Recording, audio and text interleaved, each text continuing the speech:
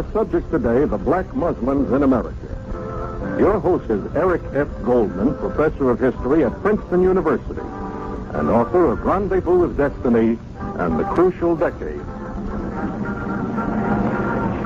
The census of 1960 indicated that about 18 million of our citizens, or some 10.5% of the total population, are Negroes.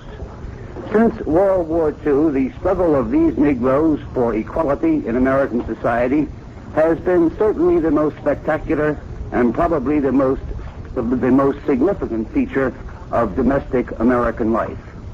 But all the while the Negro has struggled for this equality, observers have been noting something of a change in his tactics and something of a change in the mood of millions of members of that people. The general impression has been that there is a growing militancy, a growing impatience with gradualism, a growing unwillingness to wait. Among the militant movements which Negroes have founded and built during this period, perhaps the most publicized and certainly one of the most important is the black Muslims. They are our subject today, where they came from, what they are, and where perhaps they are going. Our panel, here to my right, Mr. Malcolm X, minister of the Temple of Islam No. 7 in New York City, and generally acknowledged to be the No. 2 leader in the national black Muslim movement. Mr. C. Eric Lincoln, professor of social philosophy at Clark College in Atlanta, and author of the new volume, The Black Muslims in America, the first serious scholarly study of this movement, and a book which has been called by the authoritative Gordon Alport one of the best technical case studies in the whole literature of the social sciences. The distinguished American writer, Mr. James Baldwin, author of the novel Go Tell It on the Mountain and the book of commentary, Notes of a Native Son. And George S. Schuyler, associate editor of the powerful newspaper, the Pittsburgh Courier, and a man who has long enjoyed an international reputation as a journalist. Mr. Lincoln, may I ask you to start us, you as the author of this scholarly study, with a comment on what you consider to be the nub of the black Muslim program? It would be difficult in a few words to set out the nub of the black Muslim movement because it is very, very many things. But I think for our purposes today, one could say that the black Muslim movement is essentially a movement of social protest, which moves upon a kind of religious vehicle. It's a movement among many thousands of America's Negroes, principally those Negroes who belong to the lower economic class, and a kind of a struggle to find their way and to find their place in the nation's society. Or perhaps I should better say, in an attempt to set up their own society, a black nation of Islam. That would be its general approach. Could we get a little more specific? Mr. Schuyler? Well, yes, of course, I have read this very excellent book by Mr. Lincoln, and I've been following the movement of Muslimism, particularly as expounded by Mr. X, for some time. I think that one of the bases, of course, for the anti-Christian, anti-white view is that the white Christians were responsible for slavery in the world, and that for this reason they are to be cast into the outer pale. Now that's one of the many falsehoods upon which this movement is founded. As a matter of fact, the Muslims carried on slavery for something like 12 to 1300 years before the white European Christians started it. I think that one of the outstanding slave traders in Africa, who has a monument to him in Zanzibar, is Tipu Tip, who devastated all Central and Eastern Africa. Mr. Schuyler, before we get into criticisms of the movement, could we at first try to get on the table what precisely it stands for? Mr. X, would you like to comment? Yes. First, though, I would like to point out that we who are Muslims, who follow the Honorable Elijah Muhammad, don't accept the term Negro. We stand against that. And I would like to declare myself, I'm not the number 2 leader of the Muslim movement because we don't think of ourselves in that light. We have one God whose proper name is Allah. We have one leader who in America here is the Honorable Elijah Muhammad.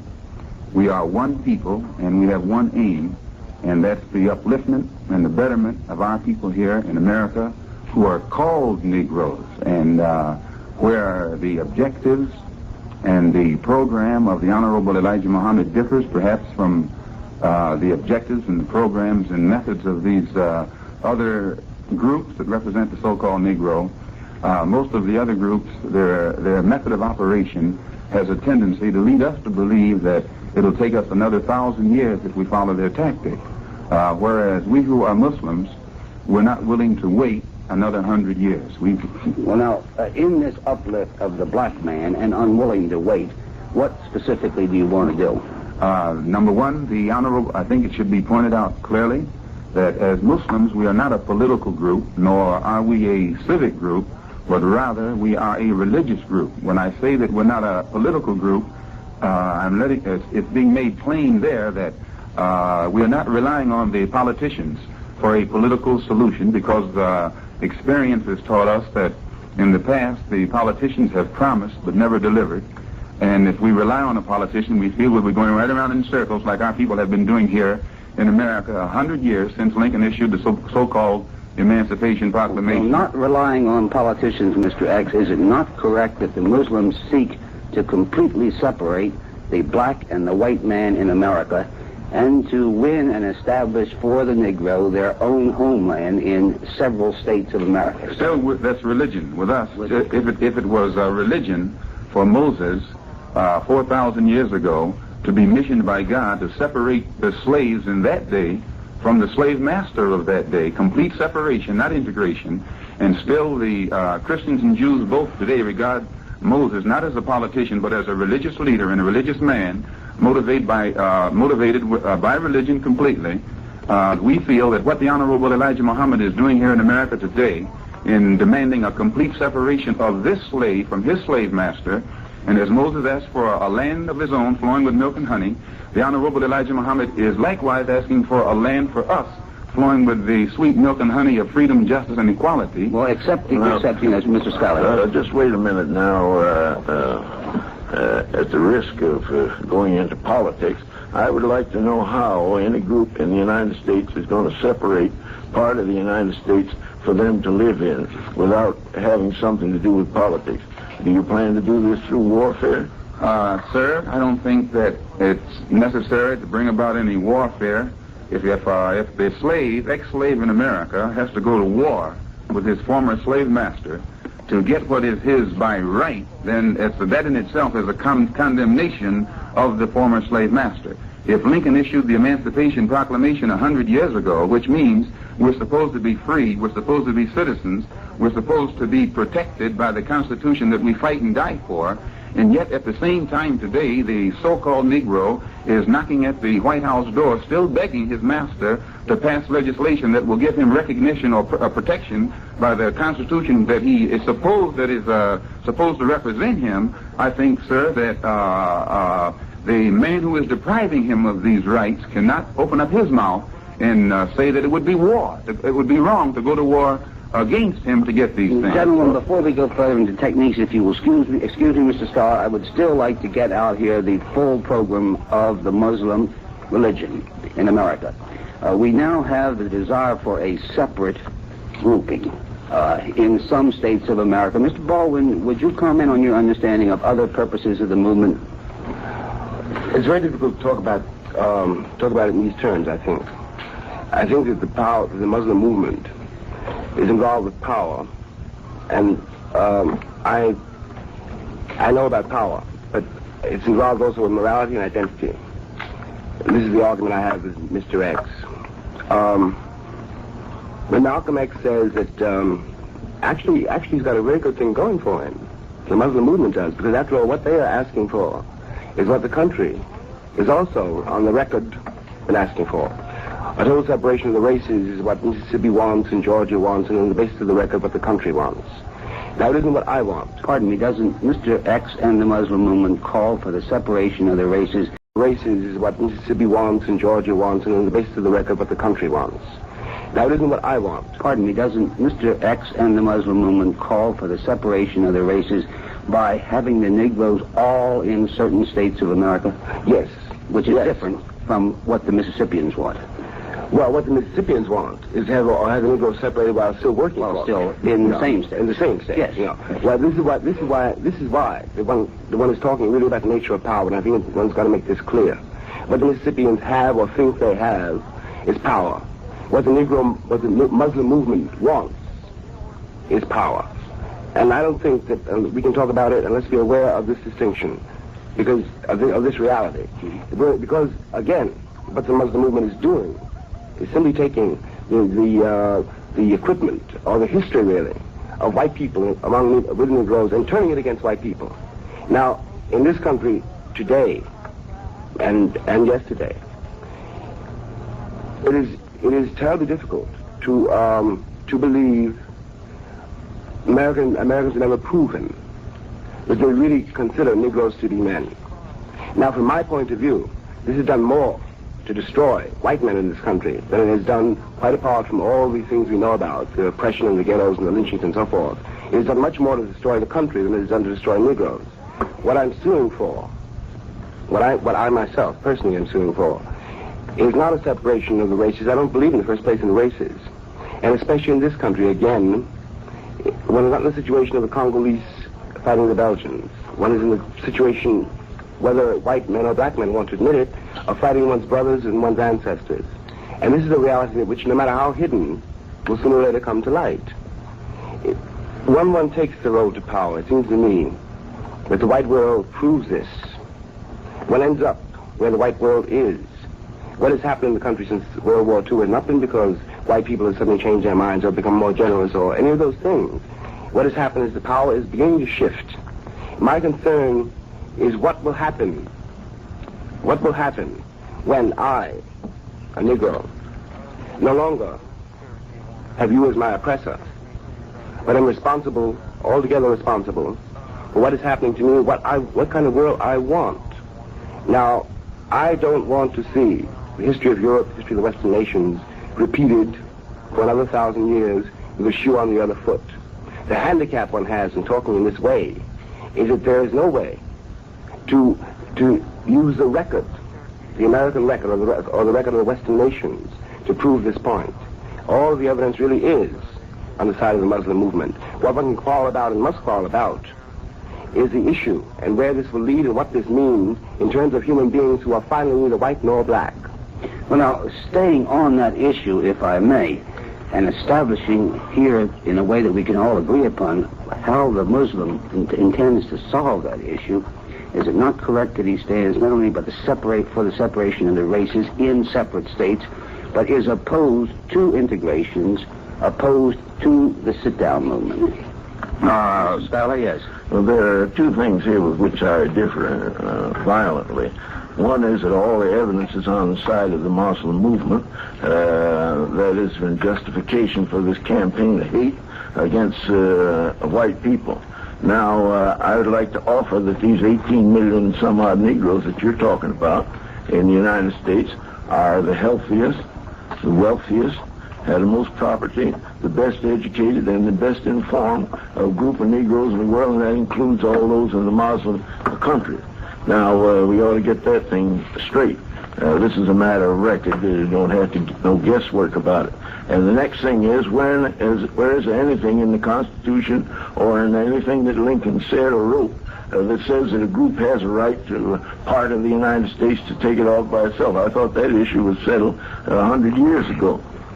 I'd like to respond to one of the remarks made by Mr. Schuyler.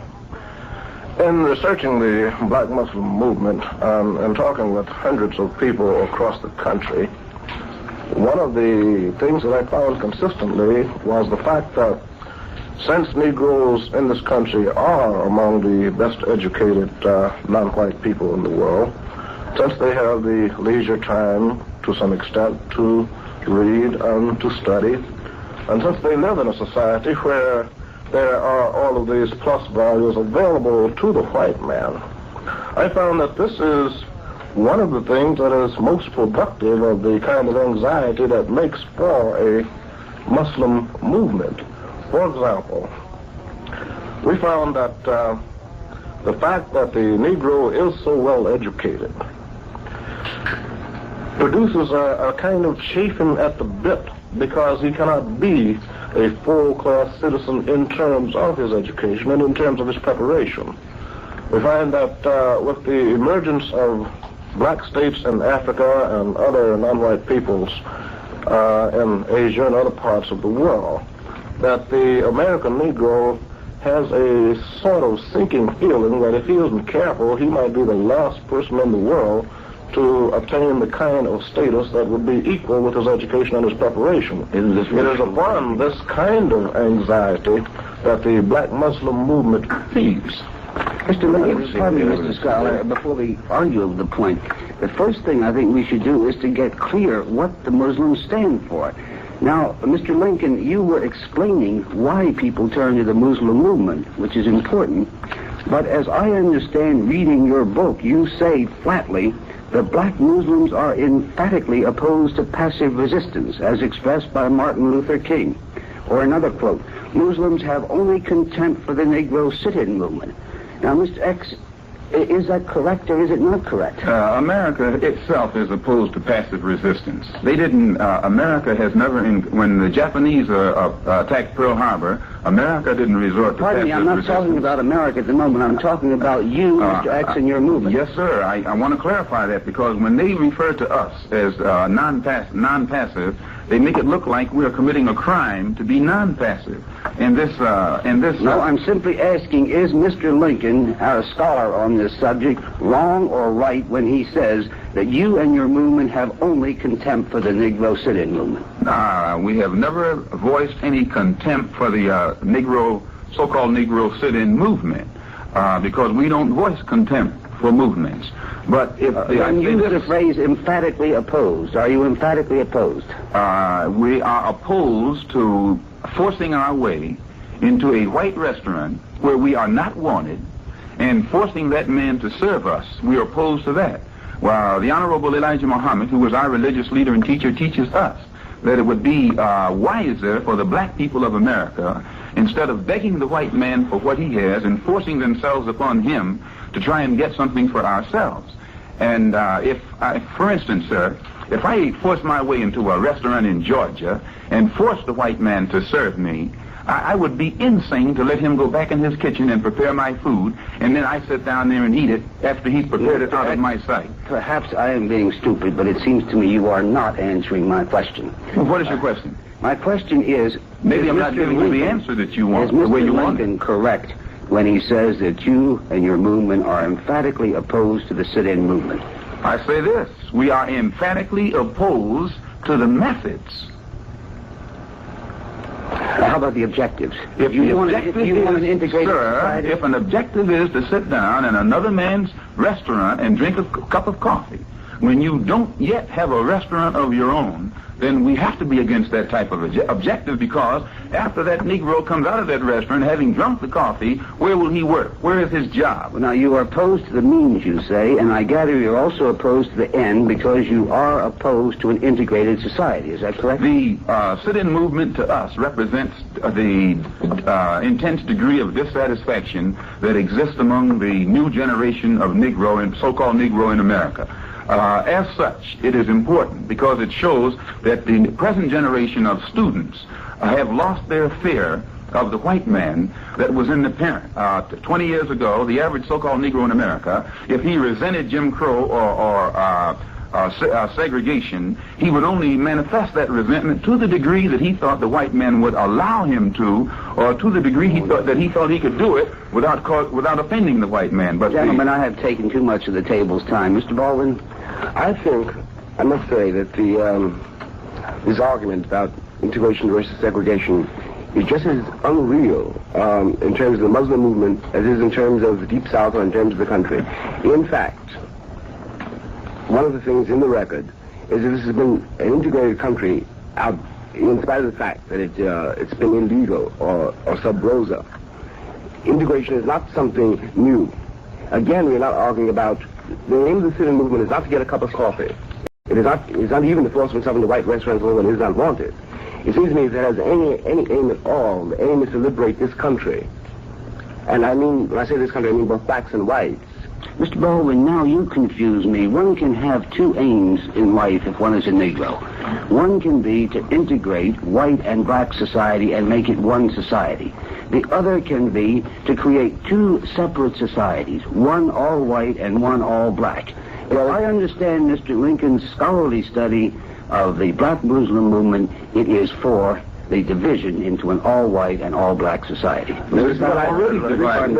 would like to say that another thing that the Muslim movement stands for, and with which I'm in complete agreement, is the greater interest in the Negroes acquiring an economic stake in this civilization.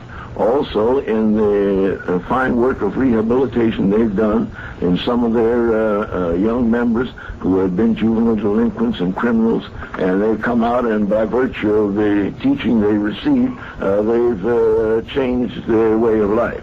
Now, that's been done by other movements. The Muslim movement has no monopoly on it, but they have done it, and you have to give credit for that.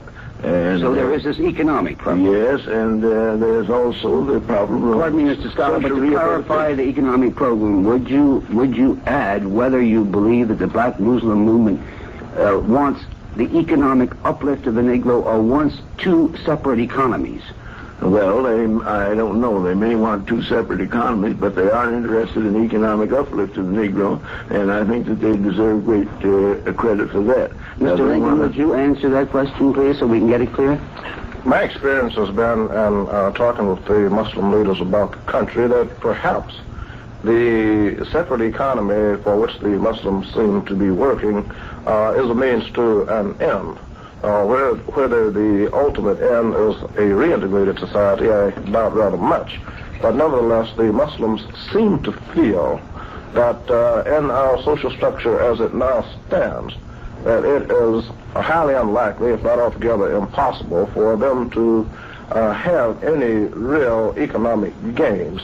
Therefore, as I interpret the movement, they prefer to withdraw from a society in which they cannot move upward, to establish a society of their own in which there will be black men at all levels. And then, as I understand the movement, to enter into the same kind of political negotiations with the United States as exists between various other states at the present time. As separate entities? Yes, as separate entities, yes. What about this issue of force, which we've got to get out here? One of the most discussed things about the black Muslim movement is the frequent charge that it is going to resort to force because it believes in black supremacy. And Mr. X, you are always quoted as having said, there is no white man a Muslim can trust. Mr. Muhammad is always quoted as having said, we must take things into our own hands. We must return to the Mosaic law of an eye for an eye and a tooth for a tooth. What does it matter if 10 million of us die? There will be 7 million of us left, and they will enjoy justice and freedom, etc., etc. It sounds like the language of force, is it? Before you ask me to clarify that, I wish you would allow me to comment on Mr. Lincoln's last statement concerning the separate economy. Go right ahead. Although, as you say, he studied it, by me being a Muslim myself, I think I can make it more clear than the scholar. Some of us scholars doubt that proposition, Mr. X. Yes, well, I don't doubt that myself. Yeah. I think you'll agree with me, though, sir, that a separate economy already exists between the so-called Negro and the white man in America. Because there is a certain category in which black people can get jobs and a certain category in which they can't get jobs. The economies are already separate. There's only so high that they can go in various business fields. Some business fields are shut out to them completely. Even when a black man goes into business and he is in the selling business, usually if he has a successful business, he's only every sale he makes is a resale, because in order to have a commodity or goods to sell, he has to buy it from a white man or another white man. And which means that no matter how large his store is, still all of the goods that are being sold are being sold actually for the white man, because the black man who's in business is not a producer. He doesn't produce that which he sells. Now, we who follow the Honorable Elijah Muhammad are taught that the black man, even though he goes into business, will still be a dependent person economically because he must produce. As long as the white man is the producer, then the white man is setting the price for the goods that the black man has to sell in his own neighborhood. Usually, when a black man goes into business, he doesn't go into business in a white neighborhood, he goes into business in a black neighborhood. And since he can only buy his goods from a wholesaler who is white, who gets it from the producer who is also white, he has to come back into his neighborhood and jack the prices up to get back the money from that the white man has already taken away from him. This is your explanation. I'm explaining it clear so that it won't be misunderstood. So Mr. Muhammad teaches us that in order for us to be economically independent, we have to have some land where we can set up our own factories and be producers, just like the white man is a producer for his kind. Mr. Scholar, you seem unhappy. Well, of course I'm unhappy because I want to get back to the field of reality. There's something like 200,000 Negro individual farmers in the United States. They raise cotton, corn, they sell milk, and all of that, but they're selling it to white people, and white people would be very, very hard put if they didn't have this cotton and corn and the meat and other things that Negro farmers raise to buy from them. And so it seems to me that it's inherent in trade that you buy and sell. Nobody's stopping the Negroes from either buying or selling in the United States. Many of them are doing it all the time. And I think it's a perversion of the fact to say that Negro had no part in the economy. That's ridiculous. There must have some part in it, with 1,500,000 of them in labor unions throughout the country, and some of them in the highest categories that I know of. It'd be too long to list here. Now, if Negroes have been able to devise ways and means of getting more of these jobs, that is partially their own fault. But, sir, even though they're in these labor unions, they're yet the last one's hired and the first one's fired. Not necessarily. And the greater percentage of the unemployed right now here in America, according to Secretary Goldberg's statement, are the so-called Negroes, despite the fact that they belong to these unions and whatnot. That isn't entirely due to the fact that they're Negroes. I think there's something extremely misleading in trying to talk about the economy this way. In fact, as far as I can tell, the black economy and the white economy are interdependent. And it's quite true that Negroes are the first to be fired and the last to be hired.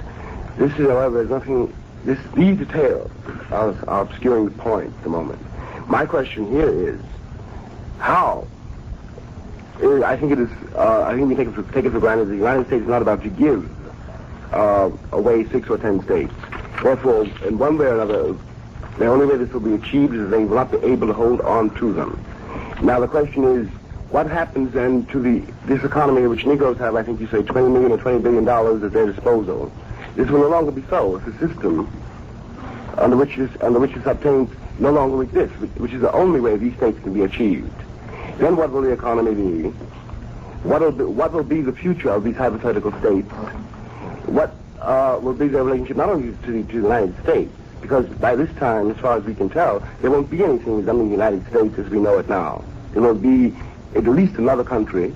It will be a very different country, and obviously a much less powerful country. It'll be a black America and a white America, won't it? Well, it is already on this continent. Well, already but there will be the blacks all in some states, now, and the whites all in others. Now, if I can say one more thing, it seems to me this is somehow the hub for me, the root of the irreality here.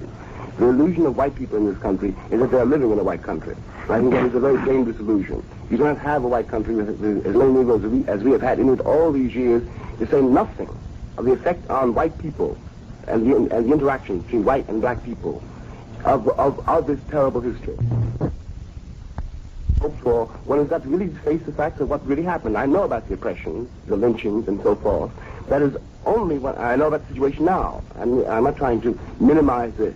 But this is not all that happened.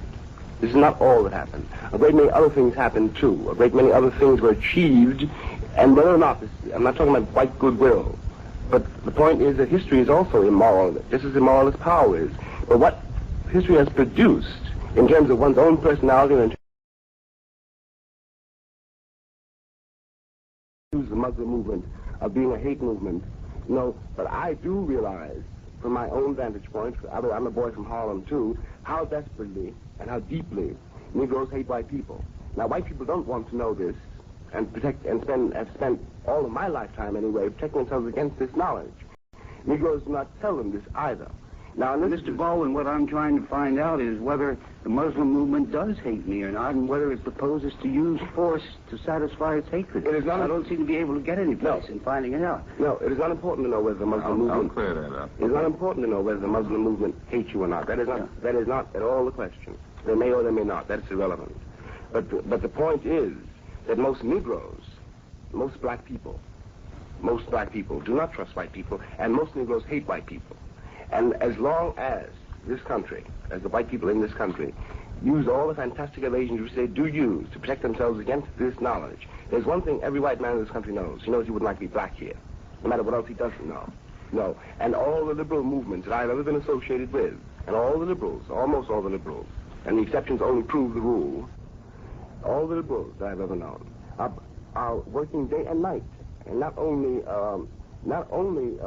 in terms of not letting a Negro live next door to them, but in terms of their own minds, their own consciences, their own way of life, but to protect themselves against the crime for which they know they are responsible. Now, I cannot, and this is what is important about this, I think, and the future of the country depends on it. If I, as a black man, must be responsible every day of my life for something I did not do either, if I must pay for the history written in the color of my skin, so much white people. The great pain about being a Negro here is that you can never get across to a white person the fact that you are as human as he is, and that he is losing his humanity insofar as he denies you yours. This is the great advantage of the Muslim movement. It doesn't matter whether they hate you or not. But one's got to deal with the record. Well, I marvel sometimes that if, as is said by the Muslim speakers, that the white man has hated the Negro since he has been on earth, why has the white man done so much to help the Negro? For example, I noticed they abolished the slave trade in Africa and from here to Africa, and I don't know when any of the Muslim states have done that. They've set up schools and clinics and hospitals and asylums and all in colleges throughout all black Africa. I don't know that anybody can point out one Muslim college or university south of Egypt and Morocco in Africa for the education of black people.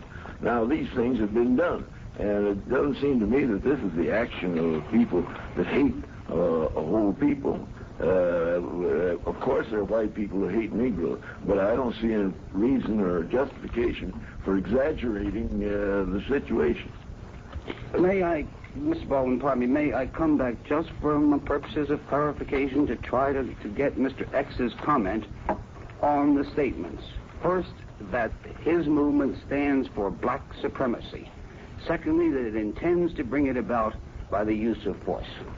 If by supremacy you mean rule, the fact that the white man has been ruling for so long, which is white supremacy, and most of your white historians and even your current politicians and diplomats admit that the trouble that the white world is in today is losing out all over the world. Britain used to rule an empire so large she bragged about the sun would never set on it.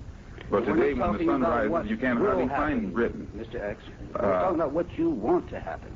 And your leader is quoted in Mr. Lincoln's book as saying that he wants to use an eye for an eye, a tooth for a tooth, and he wants to end white rule in the U.S. He wants to overthrow it, to use the quotation. If Mr. Lincoln said that, Mr. Lincoln is 1,000% wrong. What does he mean by the quotation, then? We must take things into our own hands.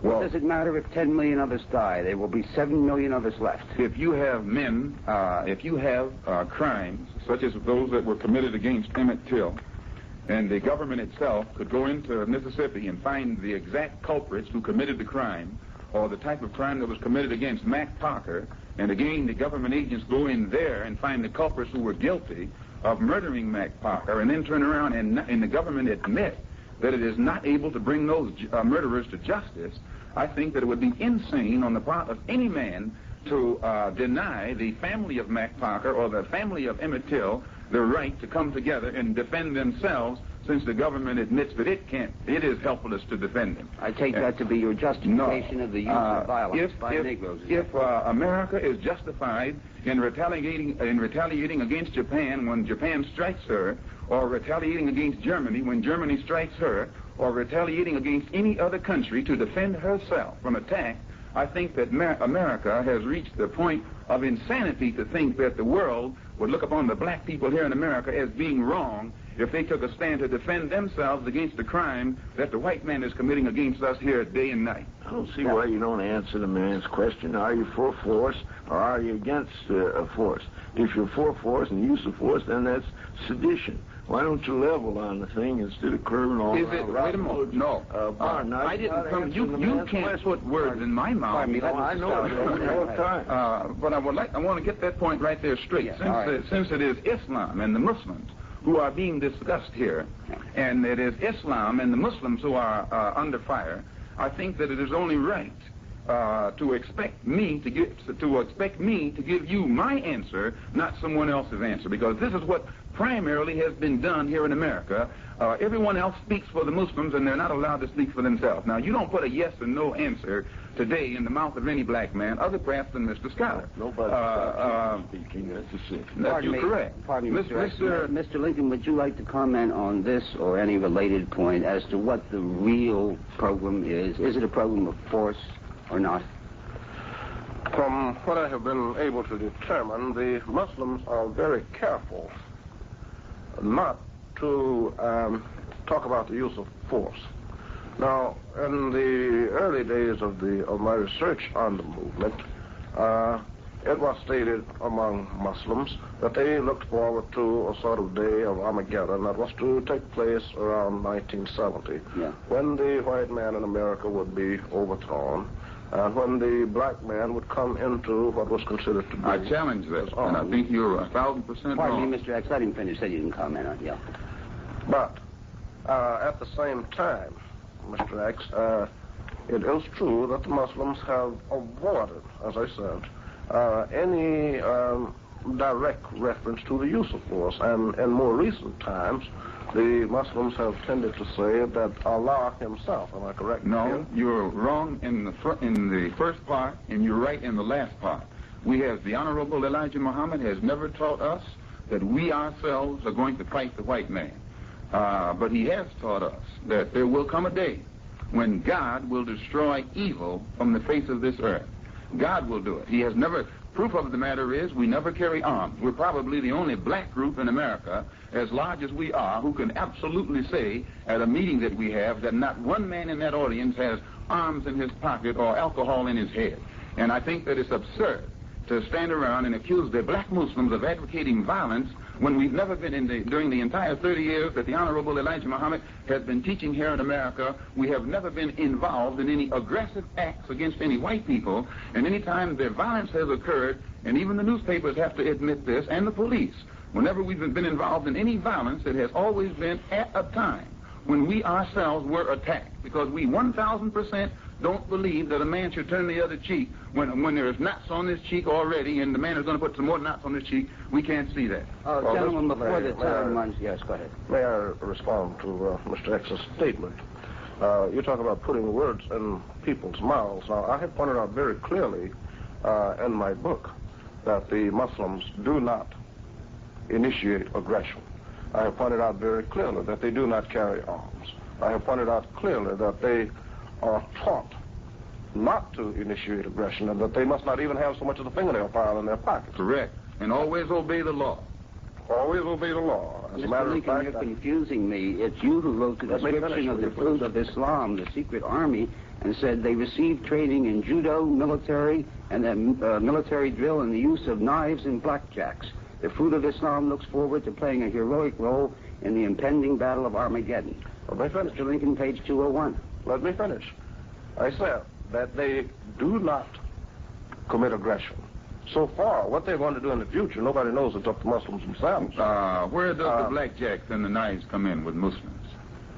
Well, they search for them. I beg your pardon, Mr. Scott? They search for them.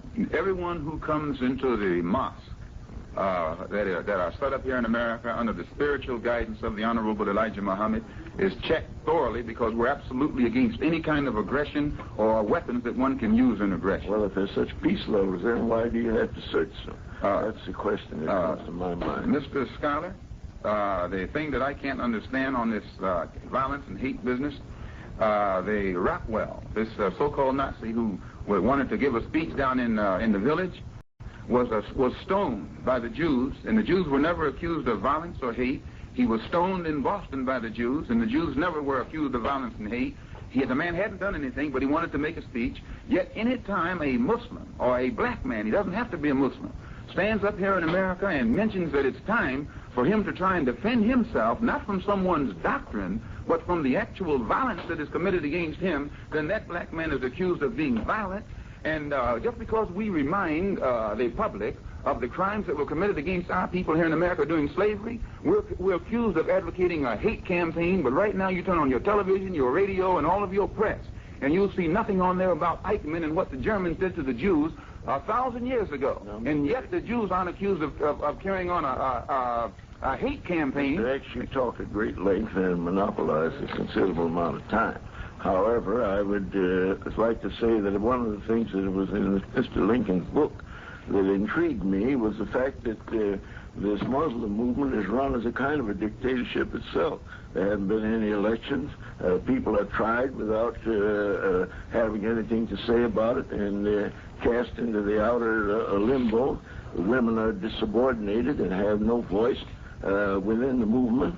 Now, that doesn't seem to me like something new in the world. It seemed to me to be pretty reactionary. You wrote in the Pittsburgh Courier, Mr. Scholar, about the Muslim movement yourself on May the 30th, 1959, at which time you said, from what I have seen and heard about the program of the black Muslims in this country in the past few years, I conclude that there is much to commend it to other sects and religious groups, many of whom seem to be distressingly unwitting in their way. I just said that. You also pointed out that not only do the Muslims believe in it, meaning this economic progress, but they are doing it.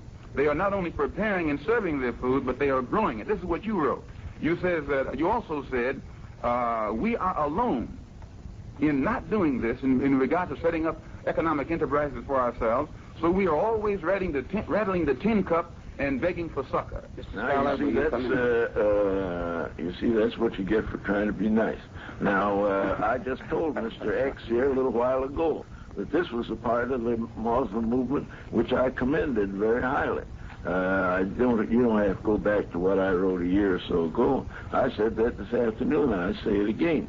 But you haven't dealt with the issue that I raised about the Muslim movement being dictatorial itself. Sir, it's because we have unity.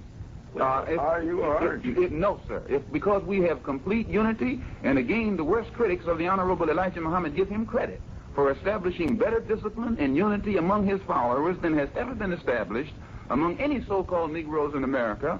And anytime there is unity in any country that that has a philosophy or a doctrine or an aim that's in opposition to the power existing bloc. Mr. Scholar wants to come in, and we have to move on to another point. Mr. Scholar, do you want to drop this point now? I don't think you men are going to agree. Well, of course, we'll never agree, and I won't drop it, but I will not want to monopolize the time. Mr. Scholar has made an issue about our religion, and about the Muslims being the one who create all this.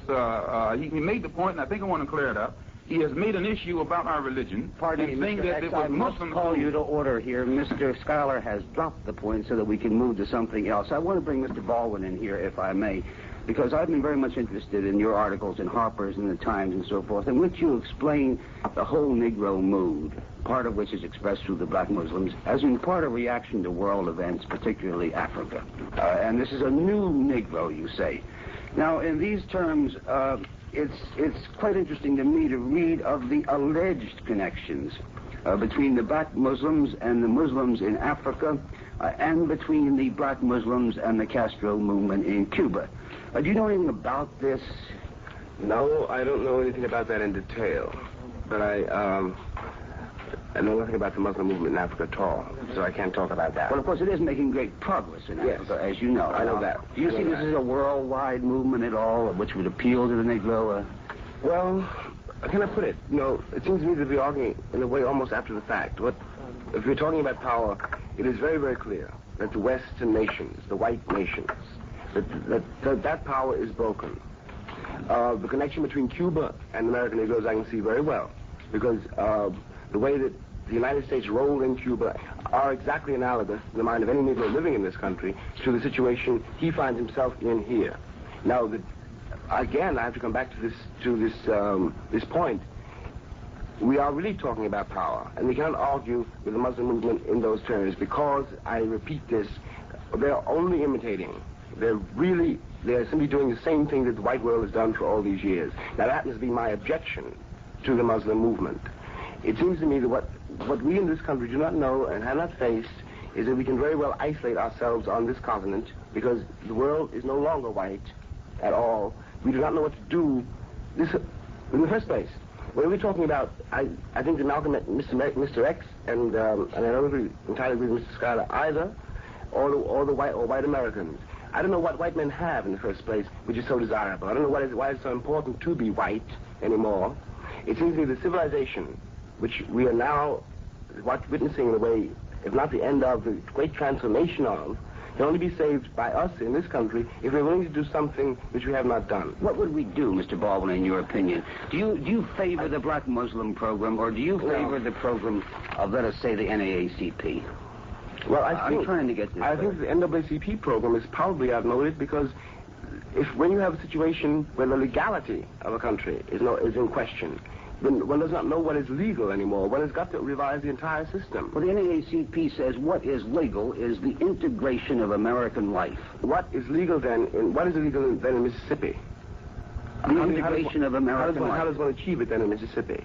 The NAACP says you keep trying until you achieve it. And Mr. X responds that he says he's impatient. Mr. X responds and says he will not wait 100 years. Oh, he says something else. He says he doesn't want it either. I say, wait a moment. No, don't say what I say. I say that the black masses themselves in America are impatient, and that the white man does not know how the black masses think any more than he knew how the peasants in Cuba thought when he went in there and thought that they would rise up inside with him. Now, you said the white man does not know, and I'm sure I don't know. He doesn't know, sir. He doesn't know because he's not being told by his so-called Negro advisors, or the ones that he has set up as spokesmen for the so-called Negro. Well, these so-called advisors, I thought were men of some knowledge about the Negro community. They never live in the Negro community. Ralph Bunche has denounced you as a totally escapist movement. Roy Wilkins, Executive Secretary of the NAACP, says you are preaching pure hatred.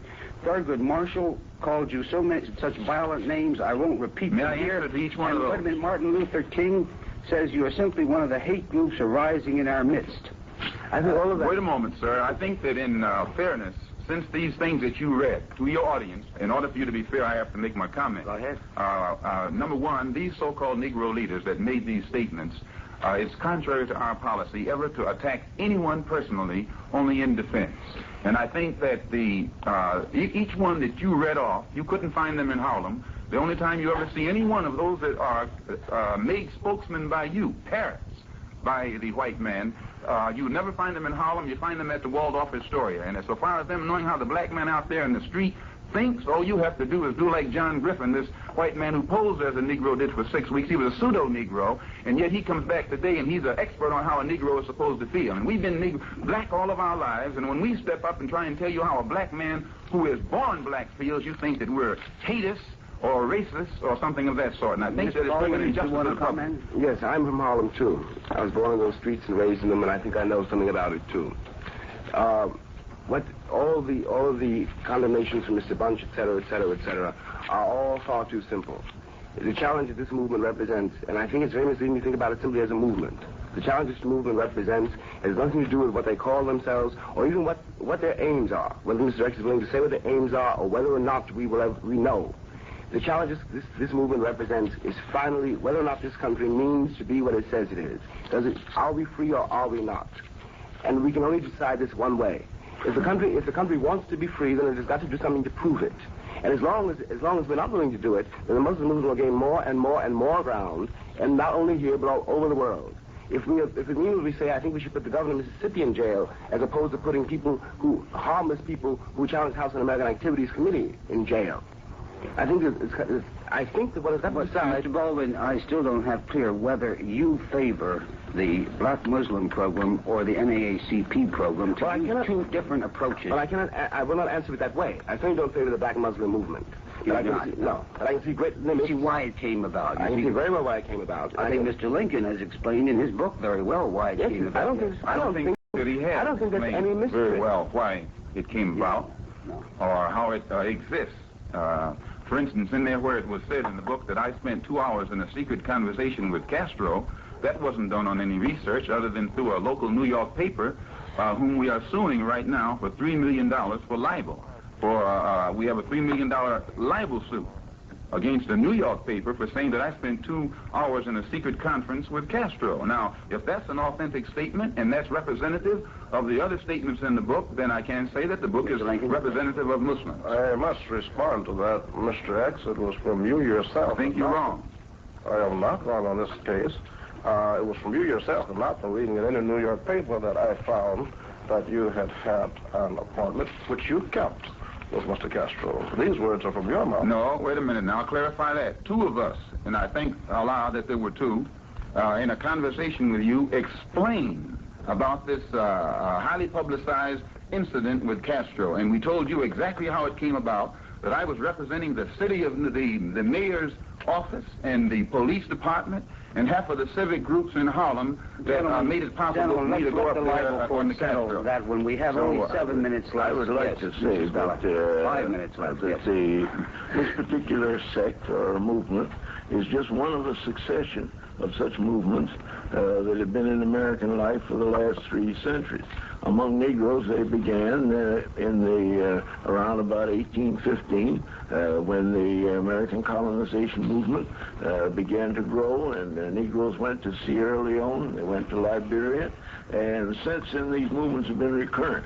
On the eve of the Civil War, Major Martin R. Delaney had gone to the west coast of Africa and signed treaties with African chiefs, showing that he had a considerable following, and this thought has been in people's minds for a long time. It isn't anything new. But, Mr. Scholar, I take it to be Mr. Baldwin's point and Mr. Lincoln's point in his book that there is a new situation in the world. Mr. Baldwin. Yes, I don't think, I think that it is misleading to talk about even Garvey.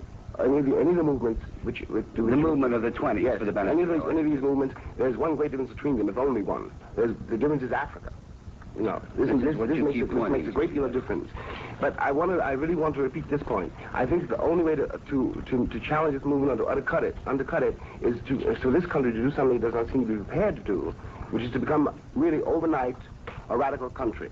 When I say radical, I mean to really re-examine and overhaul the entire social fabric, to ask, everyone in this country should ask himself why it's so important to be white and what they will lose if they admit to themselves, that I personally, speaking only now for myself, you know, I cannot imagine anything this country can offer me that I any longer want. And what has happened to me, it seems to me, has happened to every Negro in this country. And the only way this can be redeemed and we can prevent, as I say, a reversal, a repetition of this history with the roles reversed, is to decide right now that this country, either everyone in this country is free, either I'm a man or I am not. And it is up to the country to decide it. It is not really any longer up to me. It is. Mr. Lincoln, I don't think you agree with that from reading your book. Well, I certainly agree with it in part. Whether it is the Black Muslim movement, or whether it's the NAACP, whether it's the sit-ins, or whether it's the Southern Christian Leadership Conference under Mr. King, one of the objectives is certainly identical to all of these various expressions, and that is the essential freedom and the dignification of the Negro. Now, whether he goes about it in the way of the Muslims or whether he goes about it in some other way, I believe that this has to come about in this country, and it has to come rather soon. This I do say in my book. This country cannot continue to exist black and white. Either we're going to have to be Americans or we're going to continue to be plagued with all kinds of organizations. If the Black Muslims did not exist, then some other group would exist in that place to fill this vacuum. Mr. Scholar, I think you disagree even more sharply with Mr. Baldwin. Well, I just simply think that there's a lot of wishful thinking in many of these statements. I see no statistical evidence of all this. I've been all over the country. I don't know if the mass of Negroes are panting to join the black Muslims, just like they weren't panting to join Garvey. There are certain elements that will, because you have all kinds of people in any group. The Negro group is like any other group. You have everything in it. And there's never going to be any unity of all the Negroes, and I think it would be a catastrophe if there were. Perhaps And there you will face never, with a catastrophe. Mr. Lincoln, yes. perhaps there will never be complete unanimity among Negroes. It would be most anomalous if this should come about. But there is, I think, with Mr. Baldwin, a sharpening of the Negro mood, a kind of insistence that he must. Pardon me, Mr. Lincoln. I want Mr. X to have a word here before we have to close. Just a word. Yes, I don't think that all of the Muslims who follow Mr. Muhammad read the book, that is, the leaders, and we actually don't think that it rightly represents us. And Mr. Muhammad's aim is this. He was raised by God to separate the black man in America from the white man, because the white man will not give us freedom, justice, and equality on his own.